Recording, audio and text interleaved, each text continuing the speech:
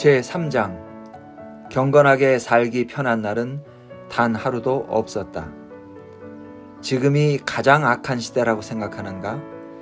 하지만 당신만 그렇게 생각하는 것은 아니다. 자고로 사람들이 그렇게 생각하지 않은 시대는 없었다. 어느 시대나 사람들은 지난 날을 돌아보며 좋았던 그때 그 시절을 그리워한다. 그것이 인간의 본성이다. 과거의 악은 기억 저편으로 사라졌지만 현재의 불의와 악은 그 어느 때보다도 지독해 보인다. 솔로몬은 이 점을 잘 알았다. 옛날이 오늘보다 더 나은 것이 어찌미냐 하지 말라. 이렇게 묻는 것은 지혜가 아니니라. 나와 친한 한 목사는 정치인과 언론, 젊은이들의 도덕이 무너졌다며 자주 한숨을 내쉰다. 그의 말을 들어보면 우리 시대가 유난히 더 악한 것 같다. 하지만 오래전에 세상을 떠난 영적 지도자들이 그 시대의 문화를 비판한 글을 읽다 보면 이 목사의 말과 너무도 똑같아 깜짝 놀랄 때가 한두 번이 아니다. 자신이 의롭고 순결한 세상에서 살고 있다고 말한 사람은 단 한 명도 없었다. 자신들이 살았던 악한 시대가 지금은 좋았던 옛날로 취급받고 있다는 사실을 알면 그들이 얼마나 황당해할까. 우리는 먼 과거만 아름답게 보는 게 아니다. 아주 가까운 과거도 그렇게 본다. 드라마 비버는 해결사를 방영하던 1950년대를 가족의 가치와 미국 기독교 문화의 황금기로 보는 사람이 많다.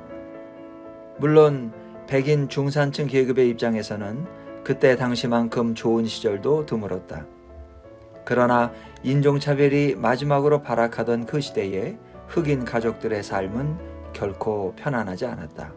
그래서 이제 제법 머리가 희끗해진 베이비붐 세대가 이 나라의 도덕과 정치의 혼란을 개탄하는 소리를 들을 때마다 나도 모르게 실소가 나온다.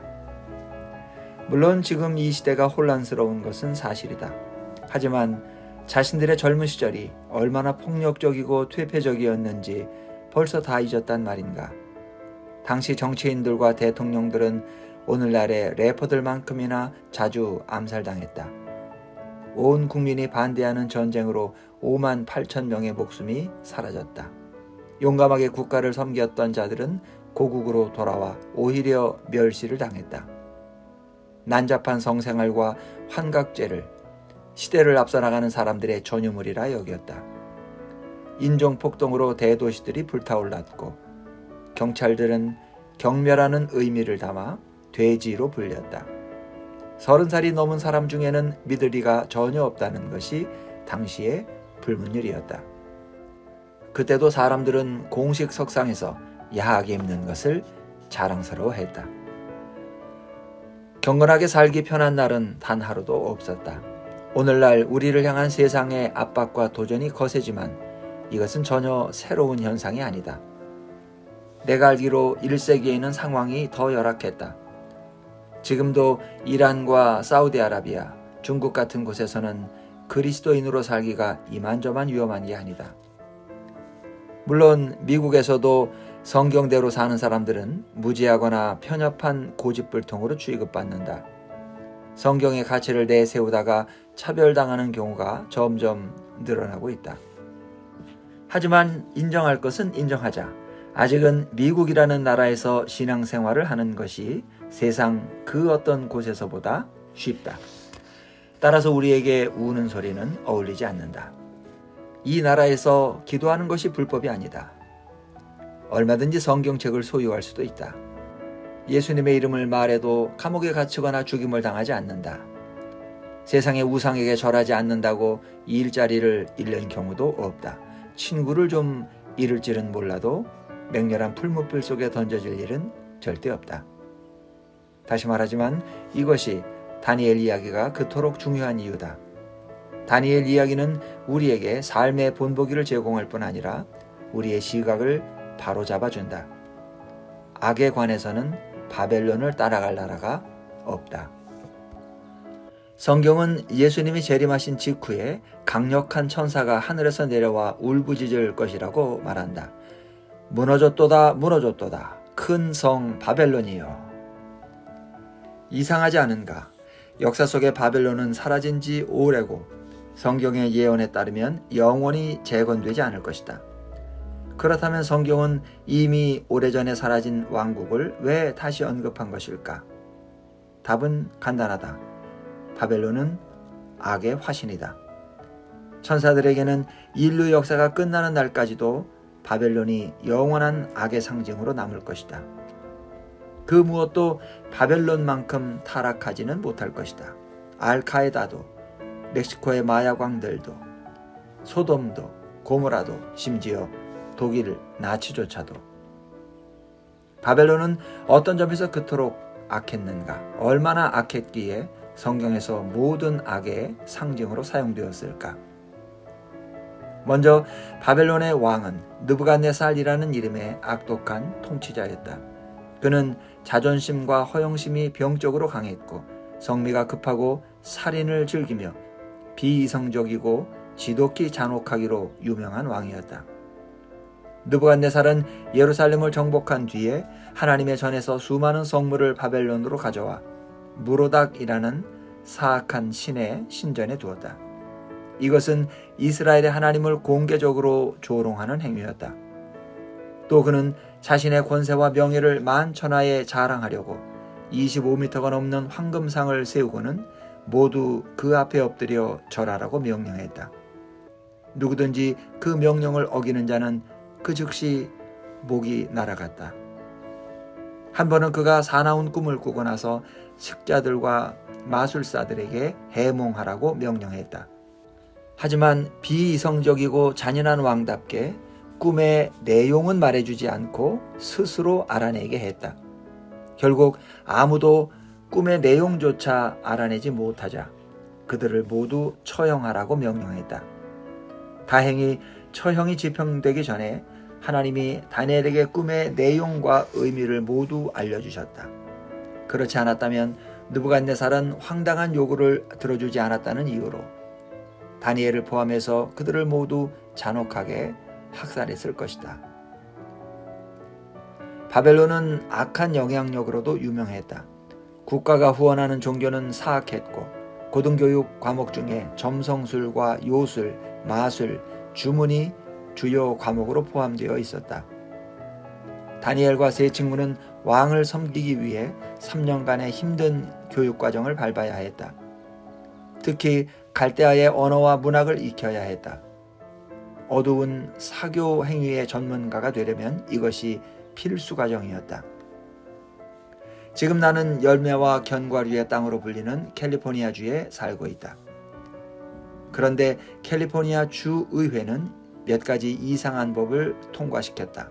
그래서 이상한 과목들이 학교 교육 과정에 도입되었다.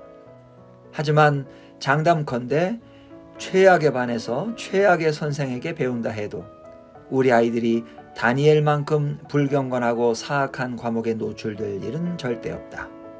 절대. 우리 주에서 최악의 교육이라고 해도 다니엘의 교실에 그득했던 악에는 발꿈치도 따라가지 못할 것이다. 우리 아이들은 좋은 직장에 들어가기 위해 사교 학위를 딸 필요가 전혀 없다. 설상가상으로 바벨론은 다니엘과 세 친구가 소중히 여겼던 영적 가치에 매우 적대적이었다. 다니엘과 세 친구가 당했던 첫 번째 일은 계명이었다. 다니엘은 하나님은 내 심판관이시다 라는 뜻이다. 그런데 바벨론의 정복자들은 그 이름을 벨의 왕을 뜻하는 벨드사살로 마음대로 바꿔버렸다. 벨은 사악한 신 무로닥의 칭호였다.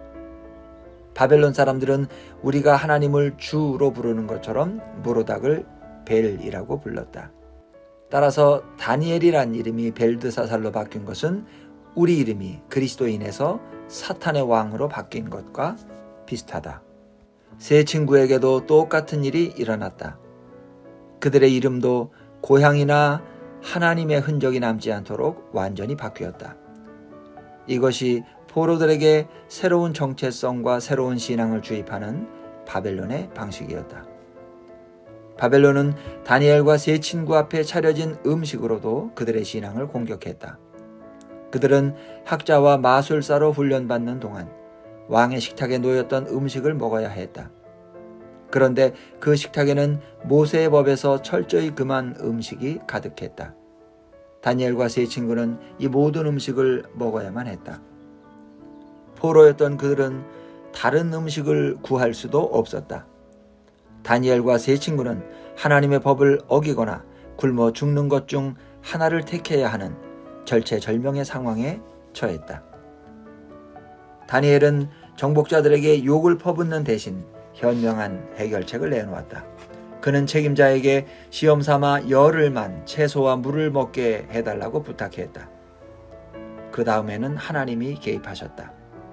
그 결과 열흘 뒤 다니엘과 세 친구의 얼굴은 다른 누구보다도 생기 있고 윤기가 흘렀다. 이에 책임자는 그들에게 남은 훈련 기간 내내 왕의 음식을 먹지 않아도 좋다고 허락했다. 하지만 작은 승리 하나로 모든 것이 끝났다고 생각하면 오산이다. 다니엘의 가치와 전통, 하나님의 법에 대한 문화적 영적 공격은 이루 말할 수 없이 거세고 광범위했다. 도무지 빠져나갈 구멍이 없었다. 음식 전쟁에서는 이겼지만 계명과 교육에서는 졌다. 그리고 무엇보다도 악한 왕을 꼼짝없이 섬겨야 했다. 하지만 이것은 어디까지나 시련의 시작에 불과했다. 다니엘은 우리 교회학교 선생님들이 하나같이 말해주지 않은 뭔가를 다뤄야 했다. 다니엘과 세 친구는 거세당하는 굴욕까지 겪어야 했다. 모두 환관이 되어야 했다는 말이다. 물론 다니엘은 이 사실을 대놓고 말하지는 않았지만 억지로 숨기려고도 하지 않았다. 그래서 고대 역사와 유대 문화를 알고 보면 다니엘과 세 친구가 환관이었다는 사실을 충분히 짐작할 수 있다. 고대 문화에서는 남자가 가족, 특히 아들을 갖는 것이 극도로 중요했다. 그래야 지위를 얻을 수 있었다. 아들은 땅을 경작하고 가축을 치기 위한 중요한 노동력이자 재정적인 안전망이었다. 퇴직금이나 연금이 없던 시대에 아들 외에는 다른 노후 대책이 없었다. 또 유대인 남자에게 아들은 하나님 백성의 연대기에서 한 자리를 차지하기 위한 필수 조건이었다.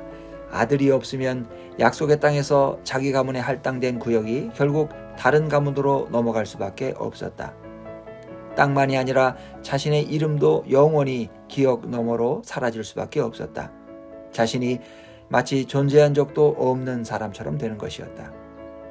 그래서 구약은 조상과 가계를 매우 강조한다. 구약 시대에는 누가 누구를 낳느냐가 요즘보다 훨씬 더 중요했다. 자식이 없는 사람은 다른 사람들에게 불쌍한 인생으로 취급받았다. 심지어 하나님께 저주받았다는 말을 듣기도 했다. 그런데 다니엘서는 물론이고 성경 어디를 봐도 다니엘과 세 친구에게 배우자나 가족이 있었다는 말이 없다. 유대 사회에서 이런 침묵이 의미하는 바는 하나뿐이다. 고대의 강력한 왕들은 정복한 땅에서 최고의 인재들을 끌고 왔다. 그 중에서 최고의 미인은 후궁으로 삼았고 뛰어난 남자들은 지위 높은 종과 노예로 삼아 자신을 섬기게 했다. 다니엘은 예루살렘에서 느부갓네살의 궁전으로 끌려온 젊은이들을 이렇게 묘사했다. 곧 흠이 없고 용모가 아름다우며 모든 지혜를 통찰하며 지식에 통달하며 학문에 익숙하여 왕궁에 설만한 소년을 데려오게 하였고, 이처럼 학식과 용모를 겸비한 남자들을 자기 여자 곁에 두고 싶을 남자는 세상 어디에도 없을 것이다. 그래서 왕들은 불륜의 소지를 없애기 위해서, 그리고 혈기로 인한 반역의 소지를 아예 없애기 위해서 주로 그런 남자들을 거세해 환관으로 만들었다. 사실 다니엘의 훈련을 맡은 책임자가 환관장, 곧 환관이었다. 다니엘의 상황을 알고 나서 나는 더는 불평할 수가 없었다. 요즘 세상에서 하나님을 위해 사는 게 힘들어서 죽겠다는 말은 배부른 소리에 불과하다. 다니엘은 전도 유명한 청년이었다. 정말이지 모든 것을 다 가진 사람처럼 보였다. 그는 귀족 집안의 자제였다. 아니, 단순히 양반집 도련님 정도가 아니라 그야말로 군계 일학이었다. 쉽게 말해 운동장에서 가장 먼저 뽑히고 선생님의 귀여움을 독차지하고 모두가 부러워하는 친구였다. 그런데 그 모든 부귀영화가 하루아침에 일장춘몽으로 끝났다. 우상을 숭배하는 군대가 그의 고향을 에워쌌고 결국 왕은 백기를 들었다. 그 즉시 그와 친구들은 낯선 땅으로 끌려가 악한 왕을 섬기기 위해 낯선 언어와 악한 학문을 배워야 했다. 게다가 거세까지 당했으니 이보다 더 안타까운 상황이 또 있을까? 좋았던 옛날과는 거리가 멀어도 너무 멀다. 다니엘의 꿈은 갑자기 악몽으로 변했다.